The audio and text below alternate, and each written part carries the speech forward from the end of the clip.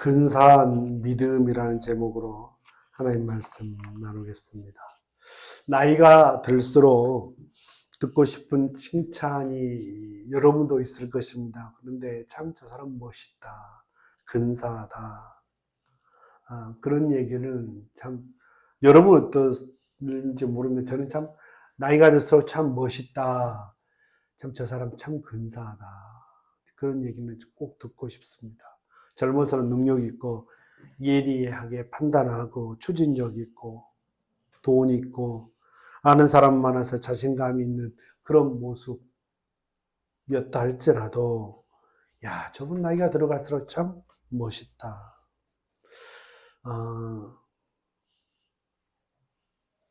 3월 달이죠. 무려 제가 30대 약 10년간 사역했던 교회에서 임직식이 있었어요. 임직 받는 분들에게 권면을 할 수 있는 그런 순서가 있었는데 무슨 말을 할까 기도하며 고민하다가 제가 20대 초반에 그 교회에 갔거든요. 갔는데 그때 교회를 갔을 때 참 잘 맞아주시고 잘 또 이렇게 저를 많이 섬겨줬던 분들이 생각이 나더라고요.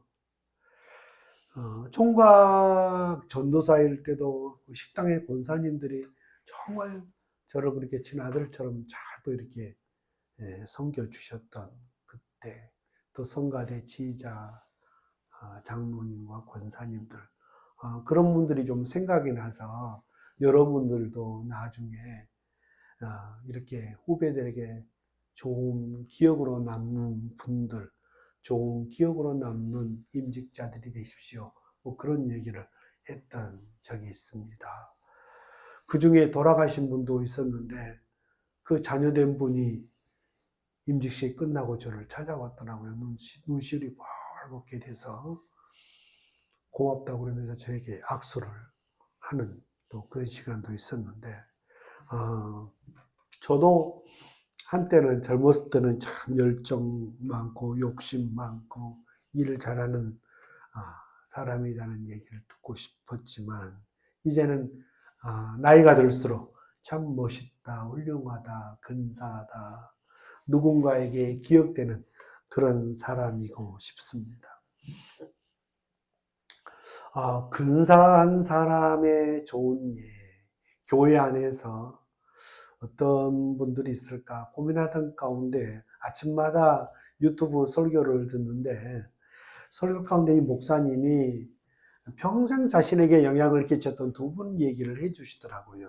야, 참 근사한 분들을 이 목사님은 만났고 평생에 자기 삶에 큰 영향을 받은 두 분이었다라고 하면서 이분이 70 후반의 이분이 자기 젊었을 때의 일을 회상하면서 두 분을 소개를 해 주시더라고요. 그래서 그걸 전해 듣고 야, 참 그렇구나. 이런 근사한 분이 있구나. 나도 남은 때를 또 이런 분들을 거울 삼아 살면 참 좋겠다 싶어서 먼저 오늘 본문을 들어가기 전에 두 분의 예화를 먼저 좀 드리고 들어가려고 합니다. 이 목사님이 젊었을 때, 이 목사님은 이 교회 주일학교, 중고등부, 청년, 전도사, 부목사까지 길게 사역을 하는 교회였는데 자기가 이 사역한 교회 담임 목사님이 자기에게 큰 영향을 줬다. 참 근사한 분이었고 훌륭한 분이었다라고 하면서 얘기를 하더라고요. 이분이 부목사 시절에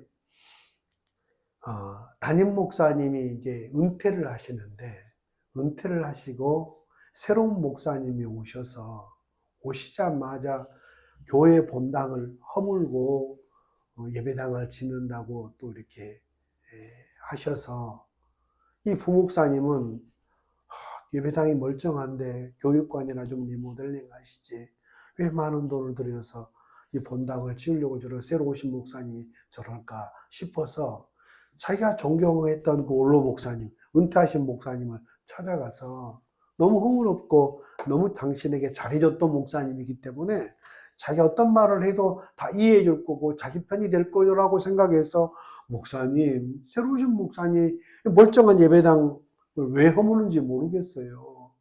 교육관이나 좀 리모델링 하지. 이렇게 얘기를 하는데 은퇴하신 목사님이 나도 그래. 그 사람이 그런데 뭐 그럴 줄 알았는데 자기 편이 되는 말을 할 줄 알았는데 이 은퇴하신 목사님이 내 교회인가 뭐 이런 얘기를 했더랍니다. 내 교회인가 뭐. 뭐 교회에 나는 은퇴했으니 관심이 없고 나는 정이 없어 더 이상 뭐 그쪽으로 보고 그쪽을 쳐다보고 싶지도 않아 막 그런 식의 뉘앙스가 아니고 내가 너무 사랑하는 목사님이니까 내가 얘기를 해줄게 라고 하면서 나는 은퇴했기 때문에 교회에 이래라 저래라 간섭하면 안 돼. 나는 교회를 부흥시킬 능력은 없지만 나는 아직도 교회를 흔들고 어지럽게 할 수 있는 힘은 있어. 올로 목사라고 하는 분이 새로운 담임 목사가 와서 이렇게 하는 일에 이러쿵저러쿵 하면 교회는 올로 목사파, 담임 목사파, 교회에 분란이 일어날 거고 그렇게 하면 그 목사 목회를 어떻게 할 수 있겠어 라고 하면서 새로운 담임 목사가 뜻이 있어서 건축을 하면 하는 거고 허물면 허무는 거고 그렇지 은퇴한 목사가 거기에 대해서 뭐라고 가타부타 말을 하면 안 되지.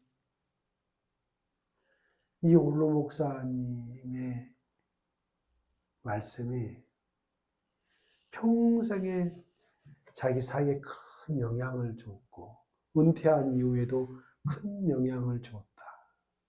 참 나는 참 근사하고 훌륭한 목사님을 만났고 그 목사님이 거울이 돼서 너무 다행이다. 그런 얘기를 하시더라고요. 두 번째 어떠한 장로님을 소개를 하는데 이 장로님은 교회 200명이 넘는 교회에서 재정의 3분의 1을 헌금하는 장로님이었다고 그래요. 어떤 절기가 되면 한 절기 헌금의 목표가 있는데 그 목표가 채워지지 않으면 나머지는 다 이 장로님이 감당을 하고 그렇게 교회 일에 재정적으로라도 열심히 헌신하는 장로님이었고 또 이 목사님이 이 주일학교 때 선생님이었고 너무 친한 분이어서 또 그 교회에 전도사가 되어져서 주일학교를 맡았는데 이 장로님하고 너무 친하니까 장로님 이번에 당에 가면 얘기 좀 해주십시오 라고 하면서 뭐 부탁을 했더랍니다. 주일학교 예산 좀 늘려줘 주시고 행사에 차질이 없도록 좀 도와달라고 여러 가지 어떤 장로님에게 부탁을 하는데 이 장로님이 전도사님 제가 교회에서 참 연보를 많이 하잖아요. 그런데 연보를 많이 하든지 말을 많이 하든지 한 가지만 해야 되지 않겠습니까? 뭐 그런 얘기 하더라고요. 깜짝 놀랐다는 거예요. 이게 무슨 얘기냐?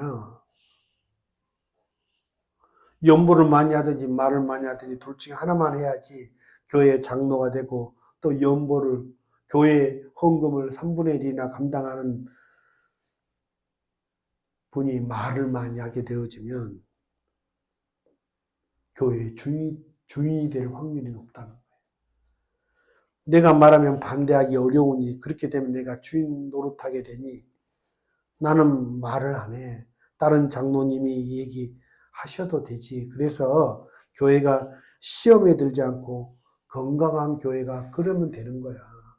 많이 한 사람이 말을 많이 하면 교회는 건강을 잃어버리고 치우치게 되지.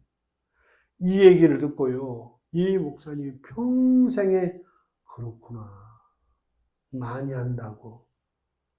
많이 헌신한다고. 높은 자리에 있다고. 말까지 많이 하면 안 되는구나.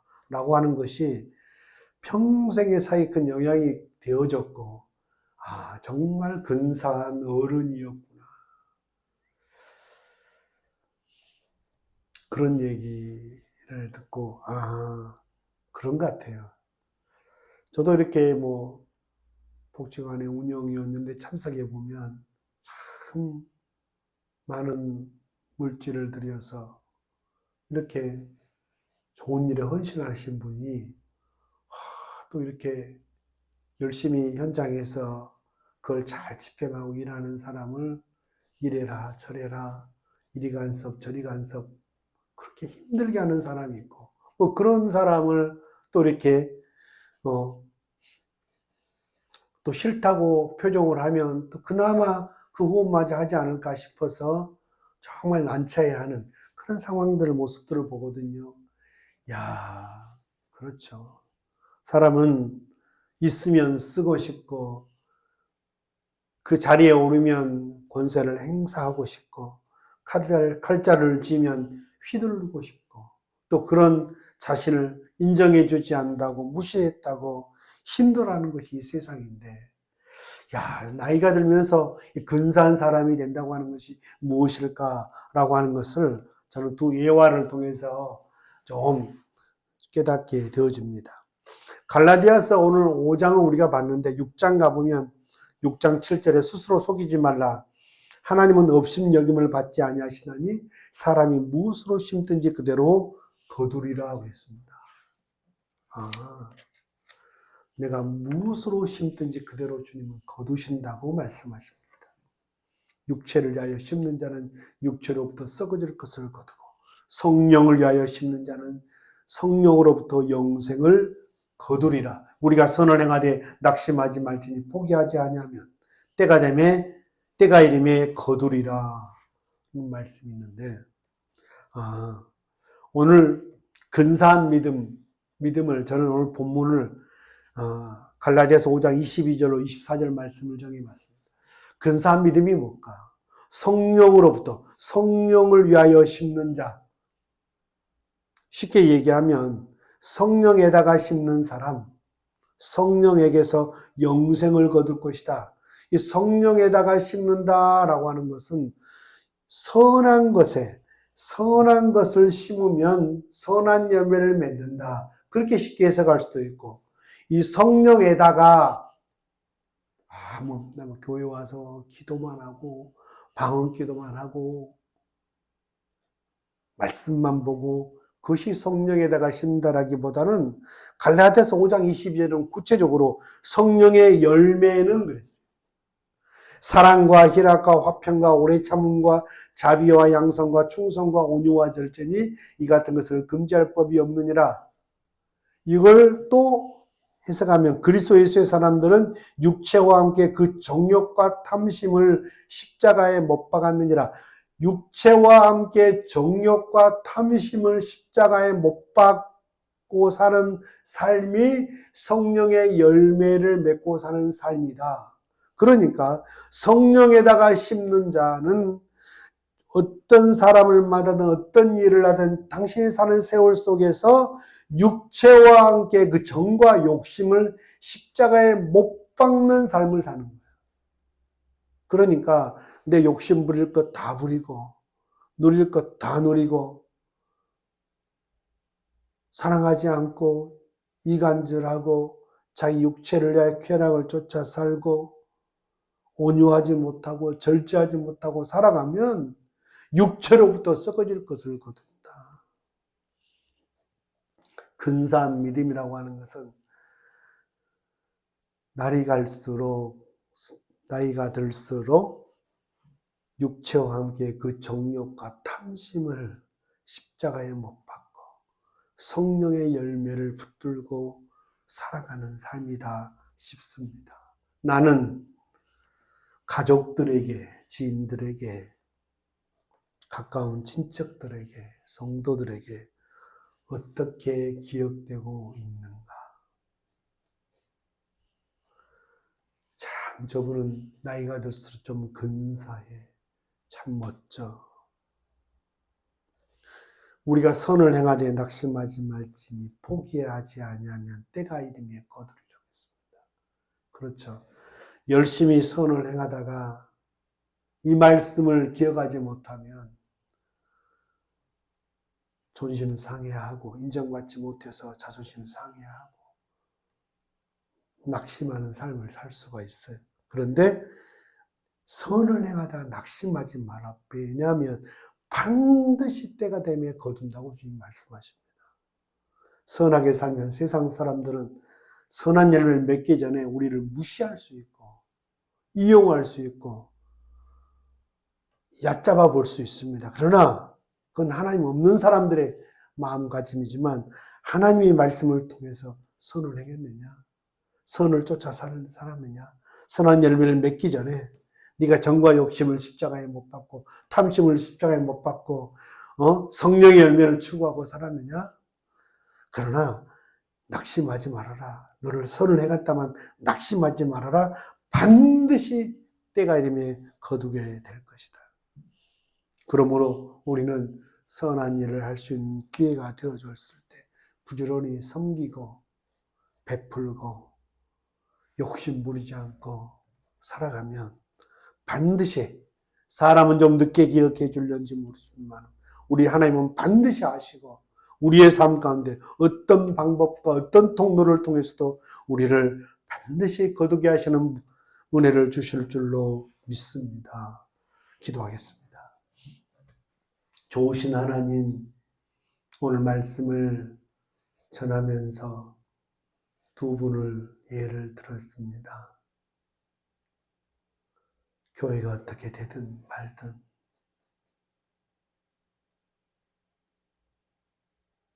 간섭하고 은퇴해도 내 교회라고 생각하고 그래서 교회를 어지럽게 하는 분들도 있는데 나이가 들어도 근사한 목사님을 받고 많이 헌신하면서도 많은 말을 할 수 있고 많은 참견을 할 수 있음에도 불구하고 교회의 주인 되지 않으려고 교회를 건강하게 세우려고 했던 분을 봤습니다. 훌륭한 믿음, 근사한 어른을 봅니다. 하나님, 우리가 주님 앞에 갈 날이 가까워질수록 더 근사하고 멋있는 어른이 되고 싶습니다. 근사한 믿음의 사람이 되고 싶습니다. 그리스도와 함께 육체와 정과 욕심, 탐심을 십자가에 못 박고 오직 성령의 열매를 쫓아 살며 사랑과 희락과 평과 오래 참음과 자비와 양성과 충성과 온유와 절제를 붙들고 살아서 선한 것을 심어서 선한 열매를 맺고 사는 저희이고 싶습니다. 하나님, 우리만 사는 것이 아니라 주님이 우리와 함께하고 우리를 기억하시고 우리의 부르짖음을 들으시고 우리를 귀하다고 말씀해 주시는 주님이 있기에 소망 가운데 믿음으로 살아낼 수 있도록 은혜 베풀어 주옵소서. 이제는 우리 구주 예수 그리스도의 은혜와 하나님 아버지의 만극하신 사랑하심과 성령님의 감동 감화 내주 충만하심에 그리스도 예수 안에서 육체와 함께 정과 탐심을 십자가에 못 박고 성령의 열매를 추구하고 살아 남은 삶 훌륭하다, 근사하다, 근사한 어른이, 근사한 믿음의 사람이 되기로 마음에 소원하고 들어가는 사랑하는 권속들 머리 위, 그들의 가정에 몸된 교회 위, 이제부터 영원토록 함께 계실지어다. 아멘.